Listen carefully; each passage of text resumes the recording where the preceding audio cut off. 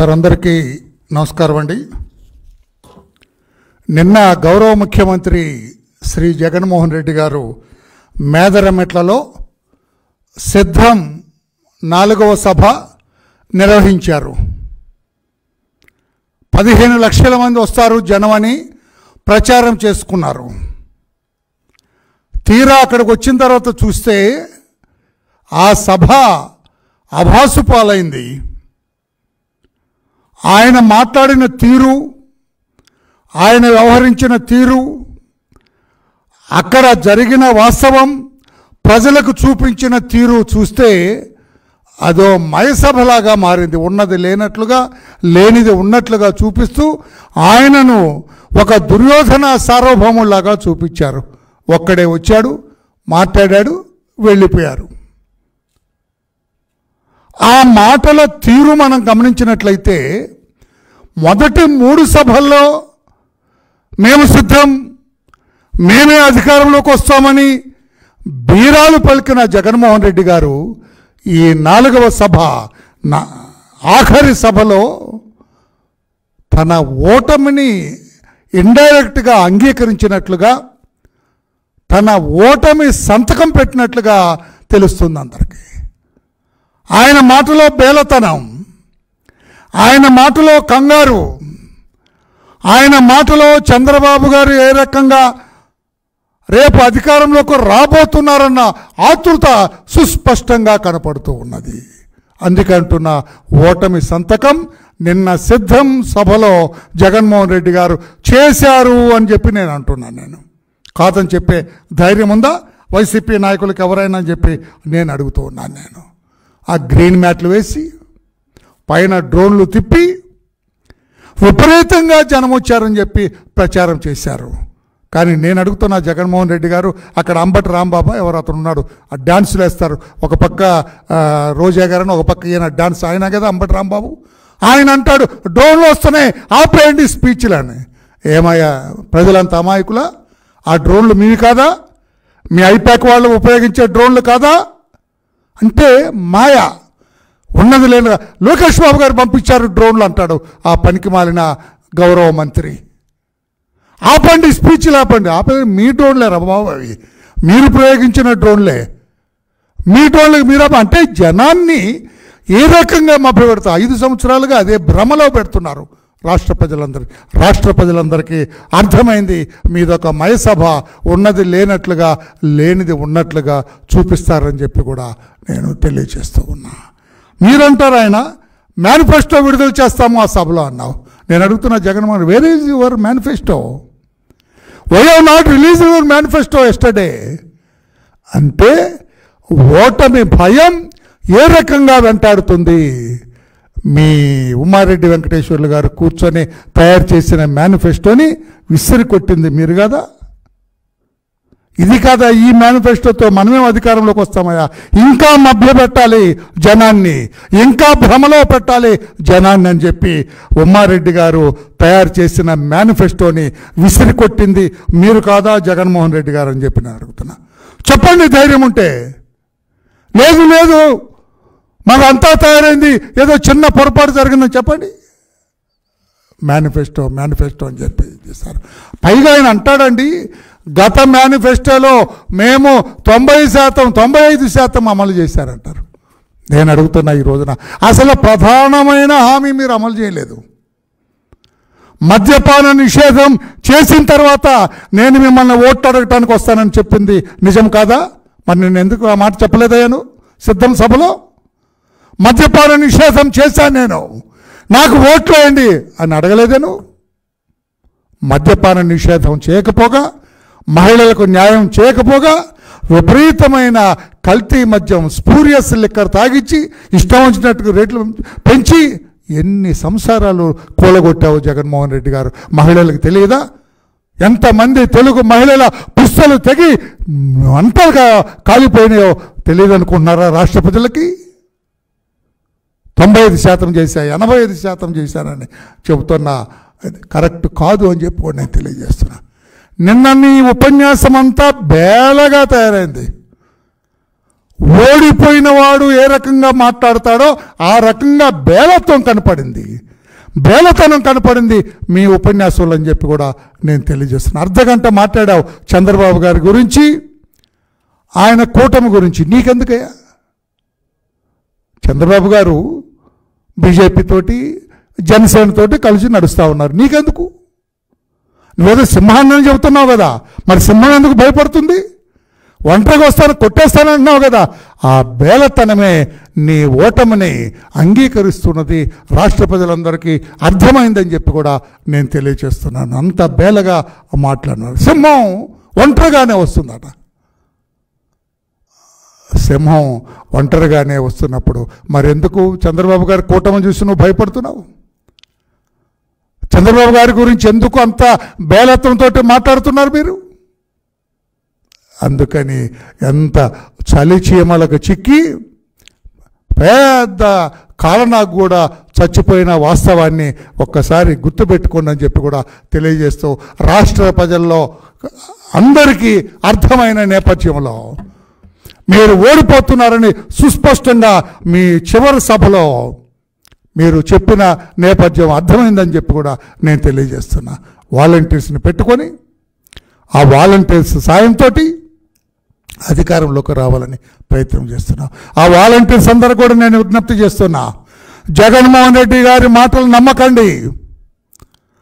Telugu Desam party అధికారంలోకి వస్తుంది, వచ్చిన తర్వాత ఇంకా మెరుగైన రీతిలో మీ సేవలు మేము అందుకుంటామని చెప్పుకొని నేను తెలియజేస్తున్నా. మరలా రిపీట్ చేస్తున్నా, తెలుగుదేశం పార్టీ అధికారంలోకి వస్తుంది, వాలంటీర్స్ నుంచి ఇంకా మెరుగైన సేవలు శాస్త్రబద్ధంగా చట్టబద్ధంగా అందుకుంటామని చెప్పి కూడా వాలంటీర్ సోదరులందరికీ నేను తెలియజేస్తున్నా. అతనిలాగా ఇష్టం వచ్చినట్లుగా ఒక బానిసల్లాగా, కట్టు బానిసల్లాగా, కూలీలాగా మిమ్మల్ని ఉపయోగించేది లేదు అని చెప్పి కూడా తెలియజేస్తూ, శాస్త్రీయంగా మీ సేవల్ని అందుకుంటుంది తెలుగుదేశం పార్టీ అని చెప్పి కూడా తెలియజేస్తున్నా. ఏ రకంగా పంచాయతీ వ్యవస్థను నాశనం చేశాడు ఆయన. పంచాయత్ జడ్పీటీసీలు, ఎంపీటీసీలు, జడ్పీ చైర్పర్సన్స్, సర్పంచులు, ఈ వ్యవస్థని పూర్తిగా నాశనం చేసిన వ్యక్తి జగన్మోహన్ రెడ్డి గారు అని చెప్పి కూడా నేను తెలియచేస్తూ, సిద్ధంగా ఉన్నారా? మీ కలలన్నీ కూడా నేను నెరవేరుస్తానని చెబుతా. ఇంకేం నెరవేరుస్తావా? 27 రోజుల్లో నీ అధికారం అయిపోతుంది, లేకపోతే 3 రోజులు 30 రోజుల్లో నీ అధికారం అయిపోతుంటే ఇప్పుడేమే కళలను సాకారం చేస్తారు? మీరు సిద్ధంగా ఉండండి, మీ కళలన్నీ కూడా సాకారం చేస్తూ ఉన్నారు. 5 ఏళ్లలో చేయలేవని నీవు ఈ 30 రోజుల్లో చేస్తావా? రాష్ట్ర ప్రజలకు చేస్తావా? ఏమైంది ఇవన్నీ? అధికారంలోకి వచ్చిన వెంటనే 2 లక్షల మందికి ఉద్యోగాలు ఇస్తాను, మెగా డిఎస్సి పెడతానన్నావు. ఏమైంది ఇవన్నీ? ఒక్కరికి ఉద్యోగం ఇచ్చావా? ఒక దళితుల బ్యాక్లాగ్ పోస్టులు ఫిలప్ చేసావా?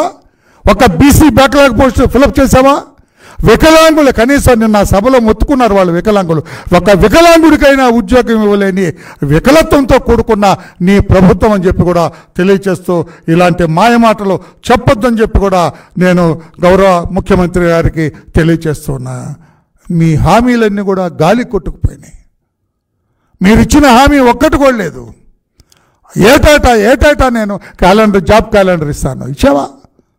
ఎంతమంది బిడ్డలు ఈ రోజున ఉద్యోగాలు లేక, నిరుద్యోగాలు లేక ఇబ్బందులు పడుతున్నారో ఒక్కసారి ఆలోచన చేయమని చెప్పి కూడా జగన్మోహన్ రెడ్డి గారికి నేను తెలియజేస్తున్నా. మీరు ఇచ్చిన మేనిఫెస్టోలో ఇచ్చిన ఏ ఒక్క హామీని కూడా మీరు నెరవేర్చలేదని చెప్పి కూడా తెలియజేస్తూ, అతను అంటాడండి నిన్న సభలో, చంద్రబాబు గారు ఇచ్చిన ఏది కూడా ఆయన నెరవేర్చలేడు, తర్వాత నేను ఇచ్చిన ఇవన్నీ కూడా సంక్షేమ పథకాలన్నీ కూడా రద్దు చేస్తాడని చెప్పి ఒక అబద్ధం మాట్లాడుతున్నారు. రాష్ట్ర ప్రజలందరికీ విజ్ఞప్తి చేస్తున్న ఈ సభాముఖంగా నేను, ఎవరైతే జగన్మోహన్ రెడ్డి గారి ప్రభుత్వంలో సంక్షేమ పథకాలు అందుకున్నారో వారందరికీ నేను విజ్ఞప్తి చేస్తున్నా, ఏ ఒక్క సంక్షేమ పథకాన్ని కూడా చంద్రబాబు గారి ప్రభుత్వం రద్దు చేయబోదు అని చెప్పి కూడా నేను తెలియజేస్తున్నాను. నేను ఒక్క సంక్షేమ పథకాన్ని కూడా రద్దు చేసేది లేదు. ఇంకా మెరుగైన రీతిలో ఈ సంక్షేమ పథకాలు ఏ వర్గాలకి అందజేయాలో వాటిని అందే రీతిలో కూడా చంద్రబాబు గారు ఆయనకున్న ఆర్థిక శాస్త్ర నైపుణ్యం కానీ, ఆర్థిక శాస్త్రవేత్తల అభిప్రాయాలన్నీ తీసుకొని మొత్తము ప్రభుత్వం ఏ రకంగా ఆర్థిక శాస్త్రవేత్తల సహాయ సహకారాలతోటి ఆర్థిక పరిపుష్టిని ఏ రకంగా మదింపు చేస్తారో ఆయనకు తెలుసు. ఎలా ఇస్తారు? నేను 65,000 కోట్ల 75,000 కోట్ల రూపాయలు డీబీటీ ఇచ్చాను, నాన్ డీబీటీ కింద 75,000 కోట్ల రూపాయలు ఖర్చు పెట్టాను నేను, ఈ చంద్రబాబు నాయుడు గారు ఎలా ఇస్తారని చెప్తా. తప్పకుండా ఇస్తారు.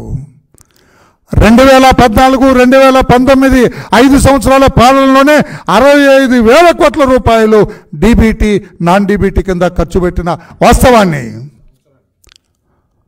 ఒక్కొక్క సంవత్సరానికి 65,000 కోట్ల రూపాయలు ఖర్చు పెట్టిన సంక్షేమాన్ని ఖర్చు పెట్టిన దాఖలా చంద్రబాబు నాయుడు గారిది.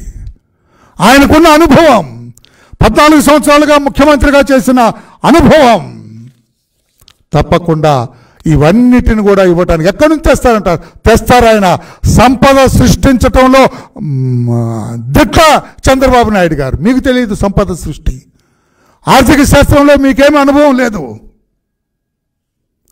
మీ ప్రభుత్వంతో ఆర్థికత్వంలో ఫెయిల్యూర్ ప్రభుత్వం ఇది. కానీ చంద్రబాబు నాయుడు గారు అందులో దిట్ట అని చెప్పి కూడా నేను తెలియజేస్తున్నాను. నేను ఇంకా మీ అవినీతిని కట్టడి చేస్తాం,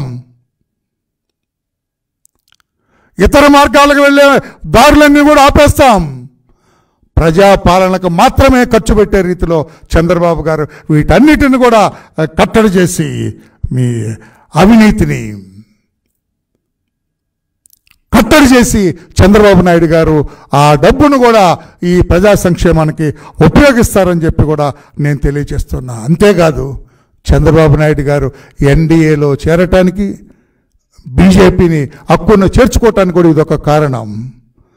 కేంద్రం నుంచి రావాల్సిన అన్నీ కూడా సంక్షేమ పథకాలన్నింటిని కూడా తీసుకొని దానికి మనం ఇవ్వాల్సిన మ్యాచింగ్ గ్రాంట్ ఇచ్చి తప్పకుండా ప్రజా సంక్షేమాన్ని రెట్టింపుగా ఉపయోగించే అవకాశం కూడా ఉన్నదని చెప్పి కూడా నేను తెలియజేస్తూ ఉన్నాను. నేను ఖర్చు పెట్టలేరు, ఎక్కడి నుంచి తెస్తారన్నారు, తీసుకొస్తారు. ఆయన చంద్రబాబు గారికి అనుభవం ఉన్నది, ఆర్థిక శాస్త్రంలో దిట్ట ఆయన.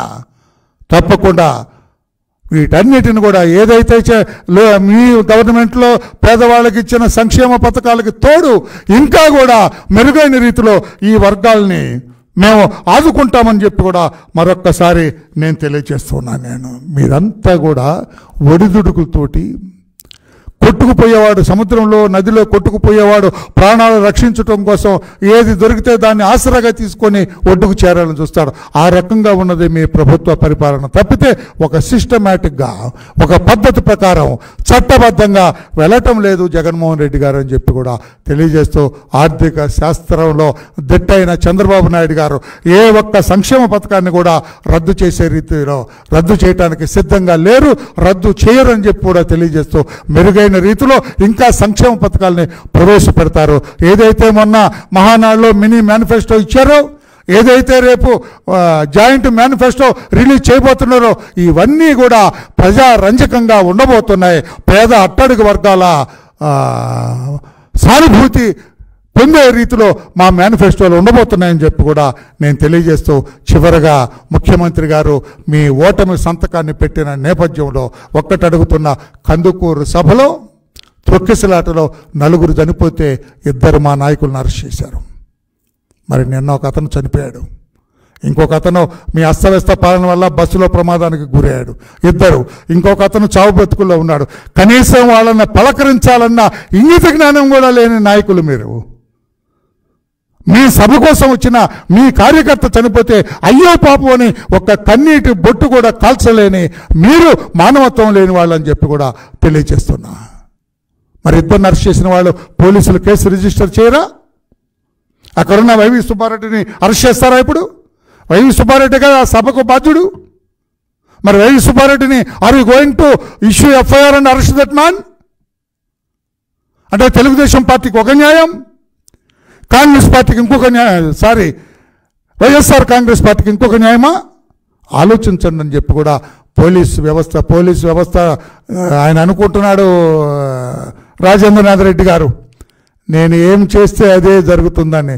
లేదు సార్, చట్టబద్ధంగానే వెళ్ళాలి సార్. మీరు ఇష్టం వచ్చినట్టుగా వెళ్ళాలంటే కుదరదు. ఇప్పుడు అది చనిపోయిన దాంట్లో కేసు రిజిస్టర్ చేయకుండా మా వాళ్ళని ఏ రకంగా అరెస్ట్ చేశారో ఆ రకంగా వైవి సుబ్బారెడ్డి గారిని మీరు అరెస్ట్ చేయకపోతే ఉంటుంది సార్ మీకు ముసళ్ళ పండగ ముందు ఉందని చెప్పి కూడా డీజీపీ గారికి వారి పోలీసు బృందానికి కూడా మేము తెలియచేస్తున్నాం. ఉన్నది లేనట్టుగా లేనిది ఉన్నట్లుగా నిన్న సిద్ధం సభ నాకు గుర్తొస్తుంది. జేమ్స్ కెమెరాన్ అని ఒక పెద్ద director, Hollywood director, Avatar, Titanic, Jurassic park లాంటి సినిమాలు తీశాడు ఆ డైరెక్టర్. ఉన్నది లేనట్లుగా చూపిస్తాడు, లేనిది ఉన్నట్లుగా చూపించాడు. మరి ఆ డైరెక్టర్ సహాయం తీసుకున్నారా, ఆ టీం సహాయం తీసుకున్నారా నాకైతే తెలియదు. కానీ నిన్న సిద్ధం సభకు 1,00,000కు మించి రాలేదు, 10 లక్షలు 15 లక్షలు వచ్చారని వీళ్ళు ప్రచారం చేసుకుంటున్నారు. మరి జేమ్స్ కెమెరాన్ ఏమన్నా తీసుకొచ్చి ఆయన కెమెరాలు ఏమైనా ఉపయోగించారో నాకైతే తెలియదు. నిన్న సభ పూర్తిగా విఫలమైంది. 1,00,000 మంది కూడా రాలేదు. ఆ సభలో ముఖ్యమంత్రి ఉపన్యాసం బేలగా ఉంది. తన ఓటమిని అంగీకరిస్తూ సంతకం చేసినట్లుగా ఉన్నది. అదొక మయసభలాగా ఉన్నది. అతను ఒక దుర్యోధనులాగా అతని పక్కన ఎవరు ఉండటానికి లేదట. అరే ప్రధానమంత్రి కూడా అటుపక్కన ఇటుపక్కన అందరిని నాయకుని కూర్చోబెట్టుకుంటాడా? ఆయన ఒక్కడే వచ్చి మాట్లాడాడు, వెళ్ళిపోయాడు.